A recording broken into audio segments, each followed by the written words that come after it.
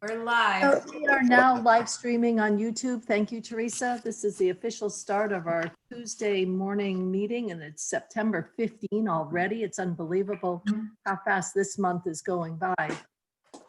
So we are going to meet this morning to hear from Commissioner Gresham regarding the letter that was written to Senate Appropriations that outlined the differences that they felt within our priorities and the administration's priorities that they would like the Senate to consider. There were two attachments that we received. One was the letter with the differences, and the other one was a letter with technical corrections. And so Adam was going to join us, and I don't see him here yet to walk through these. I think Zoom, wondering if he can find okay, it. nothing is going to be much of a surprise because I think that we made these decisions together as a group. So when we see them, we're going to be like, oh yeah, we remember either when we discussed it back in February or when we had just talked about it in August or again this month or June. We can't forget June as well. So we will wait for Adam. And after that, I don't know of any other bills that are coming to our committee. It appears that the marijuana bill is close to an agreement between the House and the Senate, but that did not have impact on the general fund the way it was constructed. So we will not be seeing that bill. And we got the OPR bill out, so I do not know. Teresa, do you know of any other bills that are hanging out there that may need to come to appropriations? I have not heard any. Diane, Representative Lanford, have you heard any?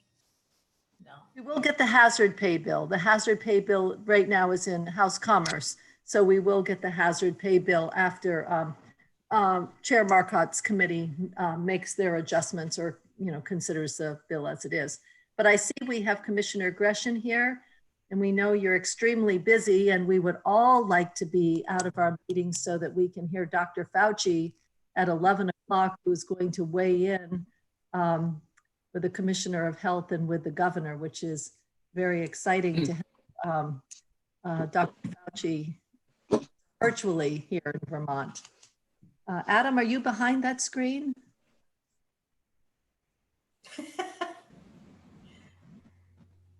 I am here. There you go. All right. We wanted Sorry, I to was walk. taking a nap. Yeah, well, September 25th, we'll all be taking one, or on the 26th. That's right. So we're all very excited to hear from Dr. Fauci at 11 o'clock. I may have to have two devices going or something going so that Right. floor. Is this something that is he zooming in just for Vermont, or is this going out to all states at the same time? No, I think it's just Vermont. That's pretty exciting. Yeah, I have to say I received the word the same time everyone else did, and I thought, that's good. It was a well-kept secret. So did we request that he did this, or was this an offering from him to states that he would be willing to do it? Which way did the communication go, or is that not important? that I don't know, but I will tell you, it's awful nice to be able to say we've at least had one person from the Trump administration speak to Vermont. Yeah, well, if you got to choose someone, this is not a bad one to choose. yeah, I'm excited to hear what he has to say. But you provided actually from Secretary Young 2 letters that went to Senate Appropriations. One was the technical changes that you felt needed to be made, which I've asked Joint Fiscal Office to review them, and I'm sure you've spoken to the Fiscal Office. And then the other letter were the differences, priority differences between the House version of the budget and the Senate that you would like the House and the administration that you would like the Senate to consider. Do you just want to do a quick walkthrough of the letters? Sure. Any questions for you, and you can choose which one you want to do first. Sure. I mean, why don't we, Teresa, if you have the policy letter, if you want to, I think that was shared with the chair, but I suspect they don't put up on the screen. Yeah, this I Right. Okay. Yes. I figured I would, I can just go down and through this letter. Uh, Start out by saying, we do generally, genuinely appreciate the fact that, the House gave, I think, thoughtful and considered reception to governor's recommend. And, personally, I always felt welcome in this committee. And, so I think you guys really, it was a good effort on behalf of both the administration and the House, and we were very appreciative of that. So the comments we make follow, and the first two comments are really, and I think you'll find a lot of this letter deals with the Coronavirus Relief Fund more than the base budget, although it really deals with both. And on the first one, you'll remember that the governor had asked for 133 million of Coronavirus Relief Fund for financial assistance for Vermont businesses and individuals, but predominantly businesses. And the House Commerce and House Appropriations, you guys, I think, were really very generous in that regard. And, you put in $100 million in that effort. Indeed, the economic grant component of that, you increased $88 million, which actually was slightly more than the governor's recommend for the grant loan. The one issue that we point out there that was not funded, and I think partly this was one of timing, was we had a stimulus program in there that you may be aware of called the Buy Local Vermont program. We ran a pilot of that a couple of weeks ago. This was after we came out with our recommendations, so we really didn't have the benefit of that pilot program, but I think it was successful. It was small. It was a little under $500,000. But we think there's a lot of potential in that. I mean, it's targeted at Vermont businesses and Vermonters, it's narrowly targeted, but we think it has a lot of potential. So that was not funded. House Commerce did not agree with that funding. And again, I think partly it was how we explained it, partly was we didn't have the benefit of the pilot, but we think it's worth another look. So we wanted to point that out in the economic stimulus part of the Coronavirus Relief Fund. So Adam, I'd just like to stop there quickly, and if committee members have a question, I do want to raise the point that, as you said, that House Commerce came in with the no recommendation, but as that pilot rolled out, all of us saw inequities of those that were able to access it, unless you understood how to download apps and, and even if you could use an app and you got in and then you went through the whole process and then the money was already gone, or you had just two choices and they really weren't things that you wanted to choose from. And so it, underlying, there may be a real, a fine initiative in there, but with $50 million, the rollout wasn't that well, we weren't that excited of how well it rolled out, especially knowing that many older Vermonters, and I mean, I don't even consider myself that old, but if I have to download an app and do all of that, either my kids have to be home. I mean, I'm saying this on YouTube and I probably shouldn't, but I would give up before I got to the end, I think. And especially if I did get to the end and then the money is gone and I only had two choices, it just needed, I feel personally some more work. Any other questions or thoughts on this first section? Mary, do you have your hand up? Because I know sometimes you're co-host and I can't, you can't. Yeah, I do. Yeah, thank you. And thank you, Chair Toll. You raised the most salient points of my personal concern with the that program. But the other piece is also, let's see, it cost, I was going to try to do math publicly. It cost an awful lot to administer that program. And I know we heard testimony that, it was a dry run and it would get better later, but shipping as much money out of state to run the program was another concern that I had, in addition to those outlined by Chair Toll. I believe it was a 15% cost, which is, we thought was pretty high in the whole range of what a cost should be. Chip? Thank you, Madam Chair. Adam, I'm going to agree with the criticisms of the program. I think they're valid, but I would say that I really appreciated the administration's efforts, knowing that you couldn't actually just give money to Vermonters, to find a way to get something into the hands of Vermonters that they could spend for, sort of day-to-day things that they might need or want, and that it was aimed at trying to really support Vermont businesses. I really appreciated the policy efforts there. I just think that the criticisms about the program are valid ones.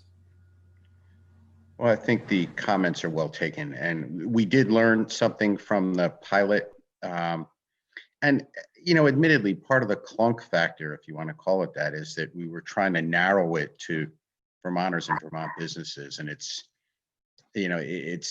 not that easy. But I think we learned something from it. I think ACCD would be the people to talk to if the House is interested in pursuing this. I really don't have as much information as I should, but I did want to point out that it was part of what we had, suggested as a way to get to Vermonters without literally sending checks in the mail, which we did not do. But that was one. We also had asked the Joint Fiscal Committee in August 24th to support a initiative to municipalities, substantially the designated downtown organizations and village center. So will you move Yeah. this? Adam's move to the next one. Thank you, Adam. There you go. There was a little under $9 million request from the Joint Fiscal Committee to kind of, I guess in a nutshell, I would say, to help prepare our downtowns for the new COVID environment with the upcoming fall and winter seasons coming on. We'd asked for some subsidization of downtown organizations and village centers to, retrofit their buildings, or I don't know, widen their sidewalks, or whatever projects they thought they needed to be more welcoming and prepared for the kind of the COVID environment during the fall and winter tourist seasons. So that we're still looking to do that if the House and Senate see the value in it, but we did want to remind the committees that that request is outstanding. Thank you, Adam. And just for those people that are listening into this testimony, we did hear testimony on this, and we heard directly from the policy committee on areas that they agreed with and areas that they wanted to go in a different direction. And so these next couple did not come with a recommendation from the Commerce Committee.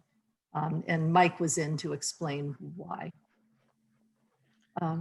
So let's move to the tourism grants. And we did. Staying with those bad old Commerce Committee members, the tourism grants, this came, as you folks know, directly from House Commerce. They eliminated grants to the Convention Bureau and the Mountain Bike Association. And, this is small money. The total is $120,000, I know, but, this is money that goes directly to organizations that deal with both Vermonters as well as people who are visiting Vermont.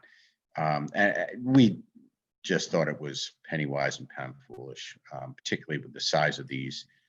So we would ask the committee to reconsider on those two grants in particular, because again, I think they go to real organizations that have an impact, boots on the ground. In addition, the thumbing down one to the relocation assistance program. So, this is a program that's run out of the Department of Labor, as I think the committee is aware.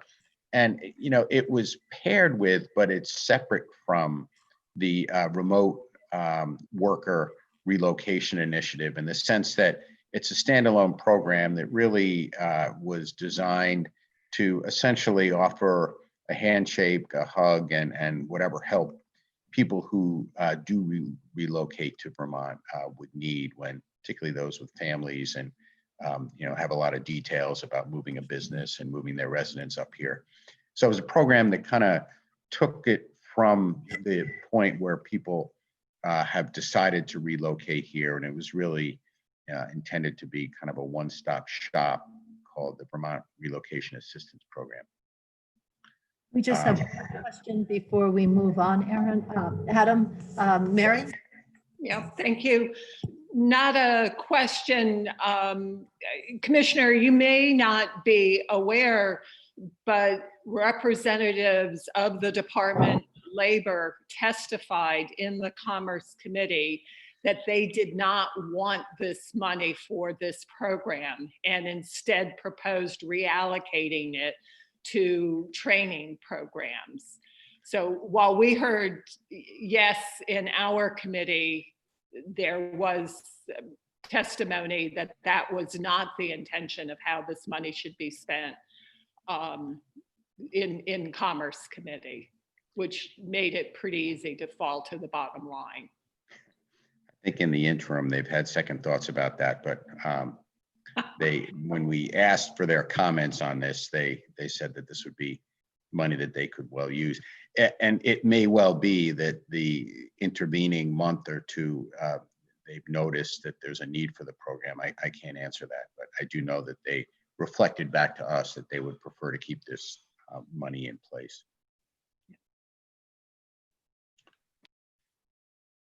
I am muted. Thank you, Adam. I think we can move. I don't see any other hands down to the two tax pieces that we heard both from Ways and Means and from the House General next door.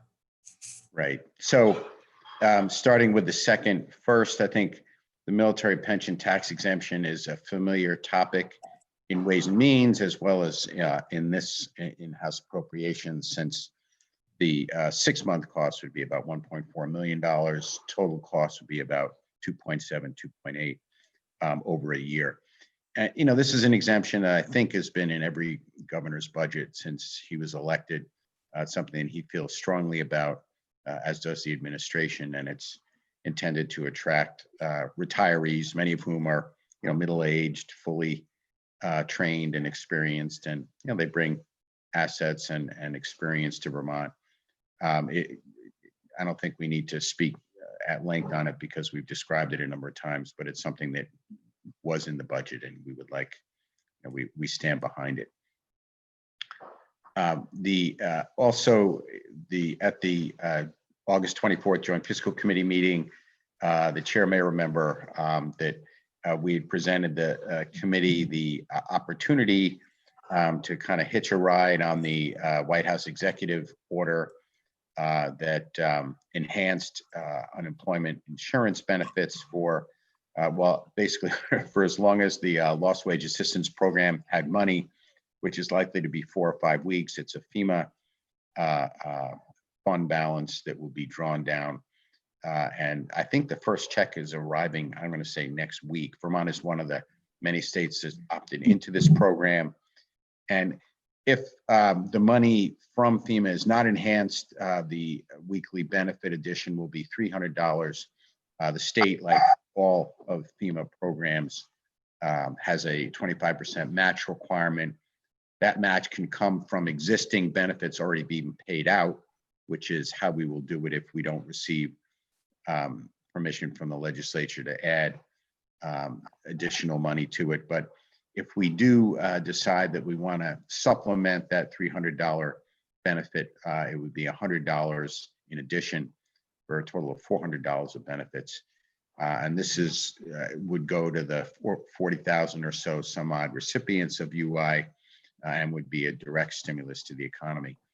The governor had asked for $20 million set aside for this amount, which was an approximation of 4 or I believe 5 week term of the program, and $100 per recipient for that 5 week period. And Adam, the 300 is in no way contingent upon the extra $100 benefit. The 25% does not have, the 25% match is really not a match. It's an additional if the state chooses to fund it. Is that correct? Yeah, I mean, there is a match requirement, but the federal government has allowed that match requirement can come from existing UI benefits currently being paid. So So, all teachers will receive a $400 benefit and not just the three? no, they'll see it with $300, and the federal match or the state match of the federal money will be considered taken from the other UI benefits that are being paid out already. So to the recipient, it'll be an extra $300. If we, go ahead. I'm not asking my question, I guess, correctly. In my mind, the $300 goes out no matter what. Oh, boy. That's right. The $100 is not mandatory. That's And- correct. The 300. Okay, so whether Vermont chooses to do the $100 benefit is still a question that is open. That's correct. Okay, thank you. Mary? Kitty, another way to think about this is FEMA requires that there is a match. And the governor had proposed matching it this way. Subsequently, we learned that the feds would let us use a different pot of money to match it. If they hadn't allowed that, then that would have been a problem. But we were able to match it, as the commissioner said, with the UI money. So Right. then that goes back to clarification that I need. Then we do have to, Vermont will put out the additional $100. No, No, it's No. coming, I'm sorry, the recipient will receive the full $400. Well, that's what you just said, that the No. match will happen. in order to pull down FEMA money, Okay. you have to match FEMA money with some local, some state-based match. Instead of using, we got to use different guidelines. And so they said, yes, you can use that FEMA money, but we are only putting out 300 because the underlying UI program is matching what would be necessary. So think of it as how we put enough money into the pot, but individual Vermonters will only see, as the commissioner said, $300. Okay. My attempt to explain this has only confused things, I can see. Well, I think actually you did better than I did. Also, the way to think about this is the delta, the extra receipt for each recipient will be $300. If we opt into this additional $20 million coronavirus relief fund program, it would be $400. Right. So we would be using the coronavirus relief fund to match that extra $300 with an additional $100 check. And we're not doing that. So And we're not Vermonters will doing that. receive 300 and not 400. That's correct. That's absolutely right. Okay, that was my original, that's where I was coming from, and I'm not sure about the other pieces of the match, but we're not opting into the additional $100. That's correct. Tiara, okay. All right, any questions on that piece? Can people hear the hammering? Did I move far enough away from the hammering? Am I good? Okay. Let's go down to the next one, Adam. So public safety and mental health, I am aware that this was a long topic of conversation in the House. It's getting a similar amount of attention in the Senate. And we wholly agree with the idea of embedding social workers or clinicians in the Vermont State Police Barracks. Members will remember that in the governor's recommended budget in January, there was funding for one kind of call it a pilot program. There was funding for one clinician in one of the barracks in the FY21 budget. In the restatement, which was presented last month, there were 6 additional social workers or clinicians in the budget for a total of 7. And the concept is, what are there, 9 police barracks? concept is to get to the point where we have at least one clinician in every state police barracks. And again, yes, and mental health fully buy into that. The rub was we were not happy with the funding for the program moving to DMH and away from DPS. And really, there were a couple of reasons. There were a number of reasons, but really the two main reasons were, one, I think by having the program at DPS, you're getting buy-in. You know, you're getting full buy-in from the folks at public safety. And you know, I think it's more than symbolic. I think, you know, holding the program in their budget and making them responsible for the execution is really important. And you know, I think that's probably the main thing that led to it.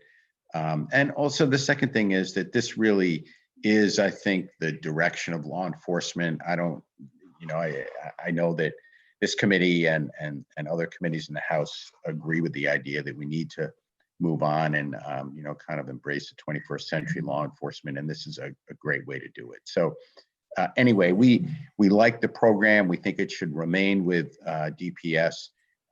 And we're grateful that the House has seen fit to fund it. We just think the method should be through the Department of Public Safety. Thank you, Adam. Questions from members on this section. I know this is a conversation that is continuing in the Senate and will with the policy committees. Chip? Thanks. First, I greatly appreciate the administration's sort of understanding of the importance of this kind of embedding, or whatever we choose to call it, of mental health folks with law enforcement. So I applaud that.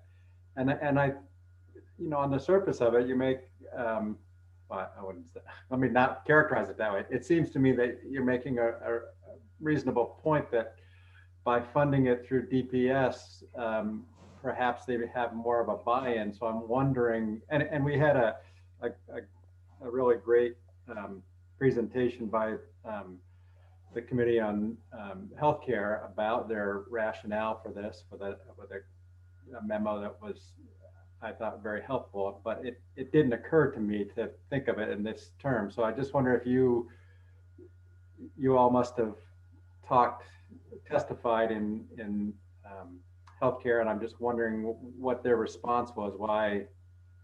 I don't know if you want to sort of try to briefly summarize that, but it's an interesting point. I'm just trying to understand a little bit better why they decided not to go that way.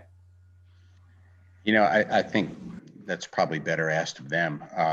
You know, Representative Donahue, I know, has her reasons, which I think are well put. We respectfully disagree with them, but it's probably better coming from them. The one thing I will say, though, is that this is not public safety sending their state police force to get a master's degree in social work. You know, this is contracting with local community-based clinicians through the designated agency. So, you know, I suspect going to be run precisely as the Department of Mental Health would run it if they were running it. And there's going to be an MOU between public safety and mental health. So, you know, for all intents and purposes, it's a joint venture. But we think, you know, the idea that public safety is in the driver's seat requires them to embrace this. And I don't think the additional requirement that the funds move to mental health is needed in that regard. But I think House Healthcare would probably be the better place to go for greater reasoning. Yeah, you're right about that. Thanks. Thank you, Chip. Are there any other questions? I've moved to my third room now to see if I can get away from noise. So the lawn's being mowed, the garage door is being pounded on, and let's see if I'm closer to the bathroom where there's no noise. That's pretty sad. Let's see, Adam. Let's continue on. So the next one is Australian ballots. This was in the governor's restatement under the kind of the tier 2 coronavirus relief fund requests, and that would be if additional flexibility is provided by Congress or by the U.S. Treasury to use the money after December 30th. And the reason we put it there is that, the governor feels, I mean, we've seen the benefit of mailed ballots. I think this committee would agree that the record turnout, the primary, had to do with the fact that people received ballots in the mail, that they didn't have to risk their, life and limb going to vote. They simply had to, fill out a ballot and put it in the mail. So, and that, again, I think will be repeated during the general election coming up in November. We had asked that this same process be used next winter or next March for town meeting. And, I think the benefits of confirming to people that they can vote in town meeting, whether they want to go to their town meeting place or not. They can vote in municipal elections. And so all that we're doing is carrying the same process that was used in the primary and will be used in the general to town meeting.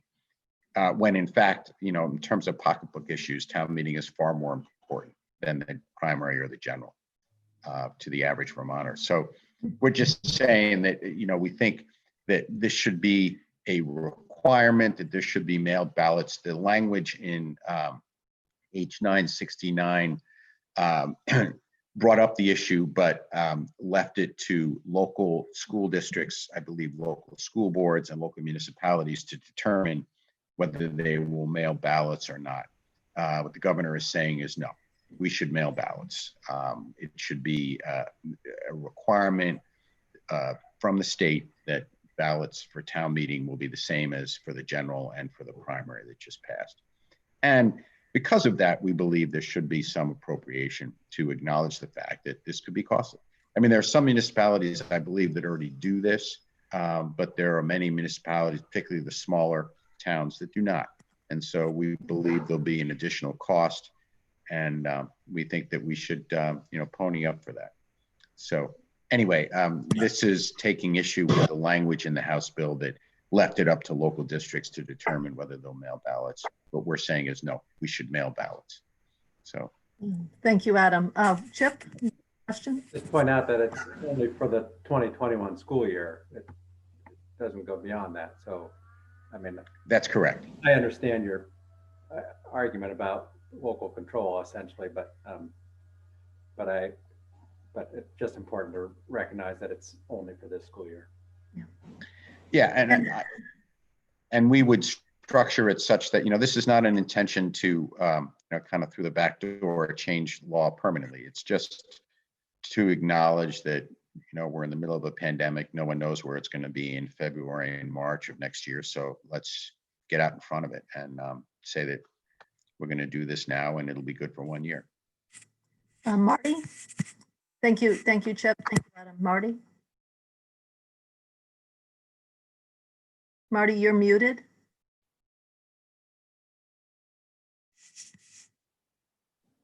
Sorry. There's a difference, as everyone knows, between the municipal town meeting and the school district meeting. And in my particular case, there are two different meetings and two different dates, which was one of the concerns I had regarding this proposal. And frankly, I would prefer that people request an absentee ballot as opposed to just automatically sending ballots to everyone. But that's, if a community has both a municipal meeting and then a school district meeting that they participate in, then you're going to have obviously double sending of ballots and that expense. That was the only comment I had. Thanks. Right. Thank you, Marty. And this one also, this was the one that was on the contingency because it's after it's after the December 30th deadline. And there are some, I mean, there may be some capacity as we realign CRF money in November and December as we get closer to that December 20th date. And there's also an additional, there's still $4 million, I believe, in the joint fiscal process. Adam, is that correct? For the yes, and there'll be, as you're probably aware, there'll be money kind of washing in and out, depending on whether the programs are fully subscribed.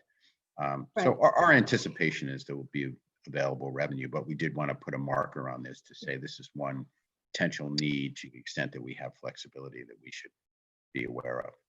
Yeah, thank you. It's not necessarily a done deal. The conversations are going to continue until the 30th or the 20th of December. Right. I don't see any other hands, so I think we can continue, Adam. So next is the tiny issue of committee room space for the legislature in the upcoming session. As the committee may know, the BGS has been in active discussions with legislative representatives in the Joint Fiscal Office over finding space for the next session. We were somewhat surprised at the language that was in the House bill, in part in light of the fact that we've been engaged in active discussions. Seems to that House language seemed to go much further than the discussions had gone, and the needs seemed to be much greater than we had anticipated. In particular, the fifth floor, 133 State Street, which the former National Life Building where Tax is located. That floor is currently vacant, but it's due to be fit up starting in February and March of next year for departments to move there as part of a rather large and long-term space kind of fit up and analysis of state-owned space. We're trying to be more efficient with the use of space. We're frankly trying to shrink the state's footprint and use our space wisely. So part of the plan was to move some departments around out of higher lease space elsewhere in Montpelier onto the fifth floor, 133 State Street. And we were just surprised that the legislature had put a circle around that. So I think, that's one example, but I think the intention here is to continue to talk and rather than be prescriptive, let's just agree to come to an agreement at some point that both sides can be happy with. So we were just a little taken aback by that language, and we would ask it to be watered down substantially. I think the purpose of the language, as you said, Adam, was to broaden the conversation and look at all possibilities and have more flexibility. And through the conversation, I mean, we'll determine the pros and cons of certain spaces that should or should not be used. Yeah, I mean, Certainly it's understand. a very difficult issue, and I realize too that no one knows what the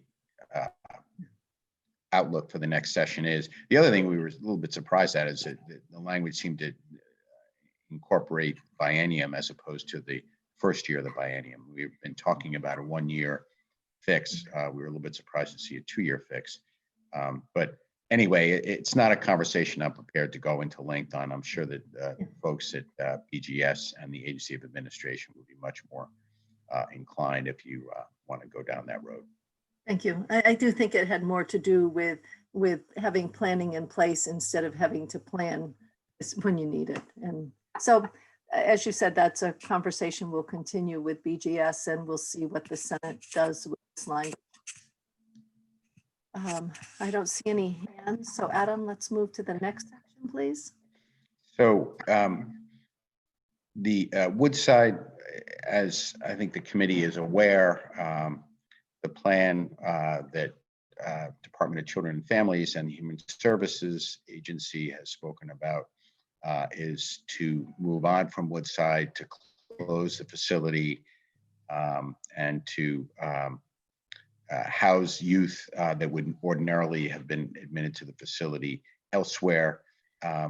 DCF believes that, in this light and in light of the fact that they've testified to their intentions over the past few months, it's important to just come right out and say, look, Woodside will be closed and the statutory language that governs the operations and the response should be repealed. And in that light, DCF commits to provide the appropriate care and treatment of youth as they are required to under current statutes. But they did think that just having the language, out there front and center is important. I'm aware that the Senate, Senator Sears is working on language that would govern kind of the next chapter in the Woodside Center. So Adam, this is in the letter because you wanted to emphasize it to the Senate as its importance, because you're not disagreeing with the House's position to close Woodside. No, we're not. We just think that because it's for, call it de facto being closed, it should be de jure being closed too. And we should make it clear that it is not something that we're going to leave open and maybe, rehabilitate or maybe fix, that we're moving on. It's been I think as this committee knows, it's been a very difficult chapter. The state owns it. We've had some difficulties there. We own those difficulties and we're aware of them and we're trying to move on. And we think it's, important to say that we're going to move on without Woodside, and the next chapter will be entirely new. Thank you, Adam. Are there any committee questions on the Woodside piece? I don't see any hands up at this time. And so if there is a question and I'm not seeing a hand, just jump in. Otherwise, we'll move to the VAs, the SSA section. So the next two sections are just taking issue with a couple of the allocations of coronavirus relief fund money.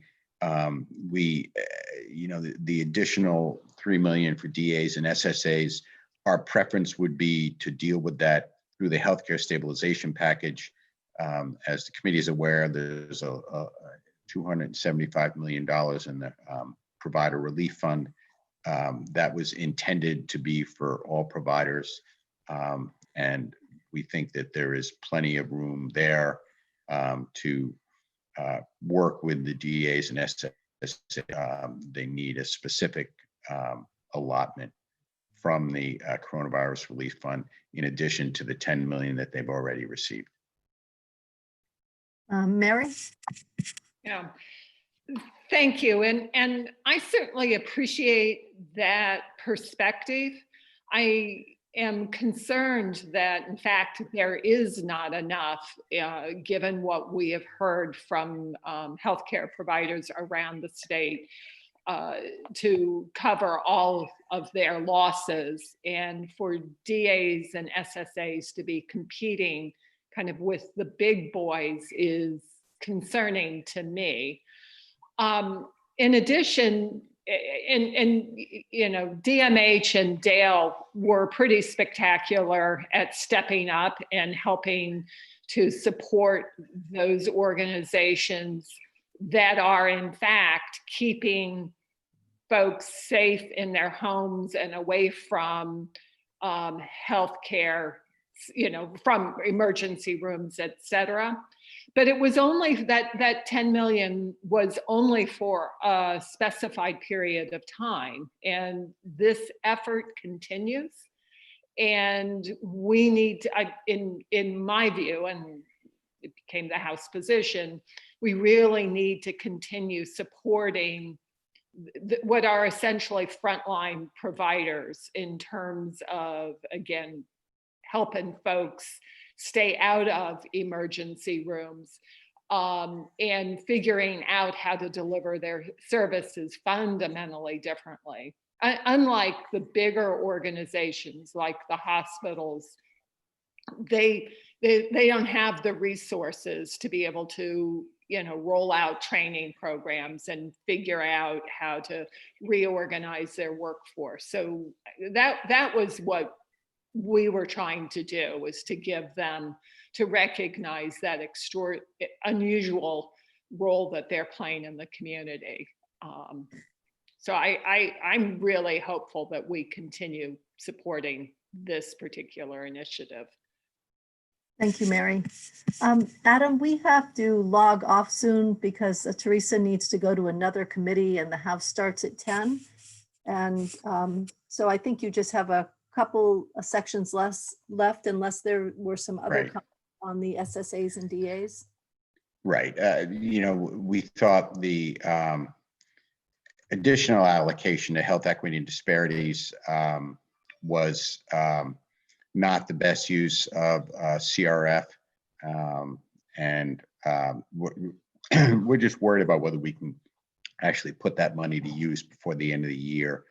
And so being that we've already allocated money there in the first CRF bills, we thought there is plenty to get that done. And having said that, I'll say that the administration is wholly behind the intent of the section to address, the health disparities. We just don't think that additional money at this point is going to be able to be put to use. And then finally, there's some on the education piece that I know has received a lot of bandwidth.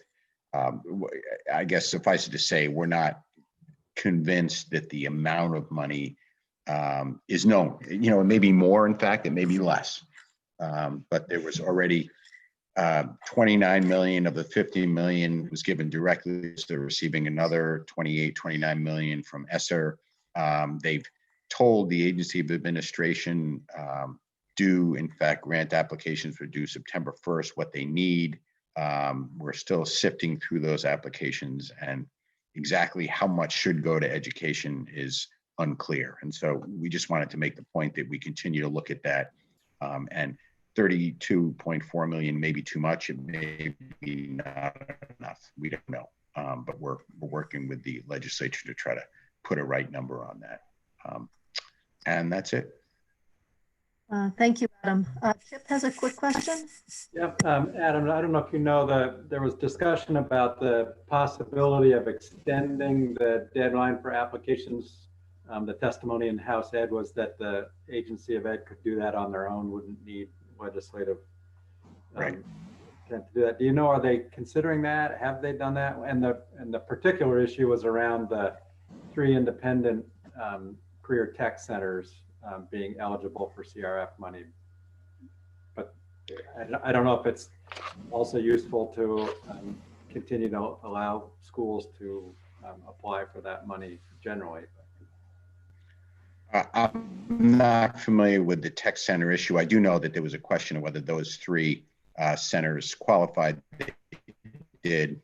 But, in terms of the prolongation of the application process, I really don't know.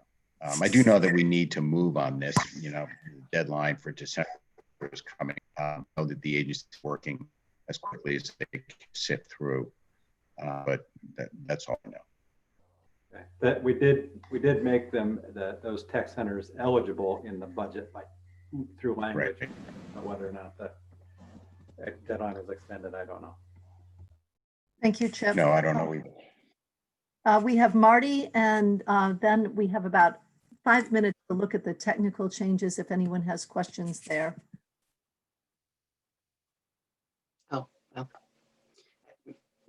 My comment was regarding those technical changes because I thought we weren't going to go to them.